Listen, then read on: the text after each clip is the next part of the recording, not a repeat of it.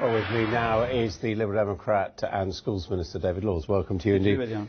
Why is it so important to stick to the Tory timetable for eliminating the deficit? I think for two reasons. Firstly, there comes a point when the economy has been recovering for a period of time where actually you need to stop building up the debts that are going to have to be paid off by future generations. We've already accumulated a huge amount of debt. We don't want to put that on the shoulders of young people. We also need to make sure that we get debt down to a much safer level than it currently is, so that if there is another downturn in the future, and we can't rule out that at some stage there will be one, that the UK is in a much stronger position to go into that downturn. At the moment, we have debt which is far too high. And the argument to a certain extent is what would happen after that. Would the Liberal Democrats, like the Conservatives, want to accumulate a surplus or not? No, we're being really clear in the manifesto that we've published today that once we have balanced the current budget in 2017-2018, so we're no longer borrowing money to spend on day-to-day services, other than borrowing for long-term capital investment, we want to have a flat, balanced budget over the cycle. What that allows us to do, which is crucially different from the Conservatives, is actually get back to growing public spending in line with the economy after 2017-18, which allows us to make the investments in things like the National Health Service and education that we've also been announcing today. And what about taxation? I mean, how high would the top rate of income tax be, and what about corporation tax? On taxation, we've said quite a few things over the weekend. We've set out our tax policy in great detail, far greater detail than any other party.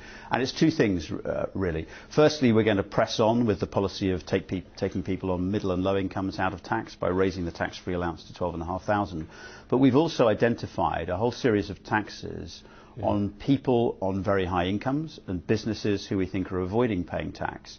And it's that contribution from tax that allows us to make sure that we can protect public services. I mean, you'd and have not a make these huge tax, welfare. but would you, for example, go to 50 pence on the top rate of tax? No, we don't want to change the top rate of tax. So 45 is where you keep it?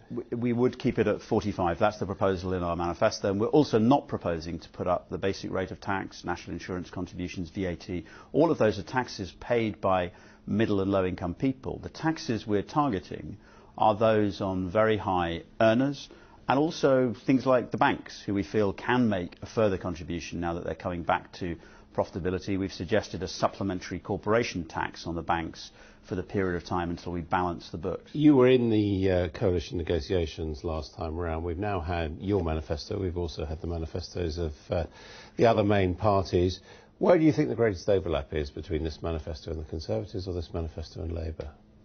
Well, I think where there is, and Nick Clegg sort of said this very clearly today, I thought, at his press conference, where there is some shared commitment between the Liberal Democrats and the Conservatives is to finish off the job of deficit reduction and to make sure that we get back to a balanced budget.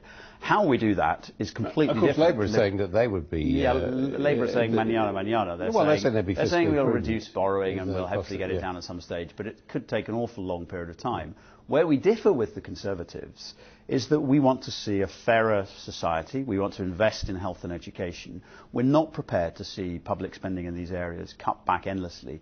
And we believe that the welfare reductions that the Conservatives are proposing, all of which fall on people on low and middle incomes, which is extraordinary when they're protecting people on high incomes from higher taxation, are not deliverable or sensible, and we would not go along with the figure that George Osborne's talking about of 12 billion. Do you think it would be acceptable to your party to lead it back into coalition with the Conservatives?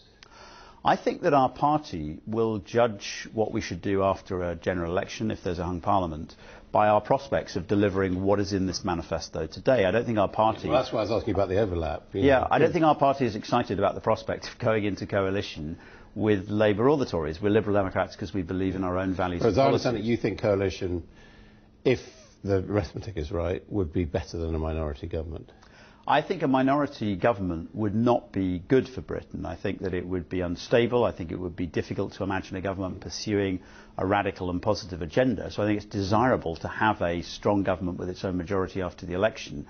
Whether that can happen obviously depends upon two parties at least making sure that they can actually come to decisions and agreements. I mean, you also come back onto constitutional reform in this document, which was the big failure, really, of the last 5 years, wasn't it?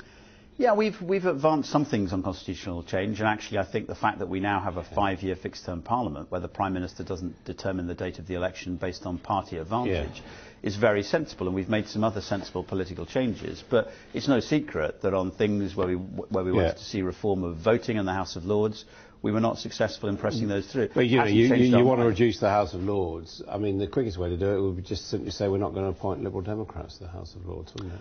Yeah, but that would mean that the House of Lords was even more disproportionately skewed in favour of the other parties. And we're, while we have this ludicrous system of appointment, we're going to make sure Liberal Democrats. You're going to join in a ludicrous system. We're going to make sure we're properly represented. It won't help us actually to reform the House of Lords if we don't put any Liberal Democrats in it. But we are committed to changing the system. The size of the House of Lords today, utterly ludicrous. I think it's one of the largest chambers in the whole world in terms of the number of people in it.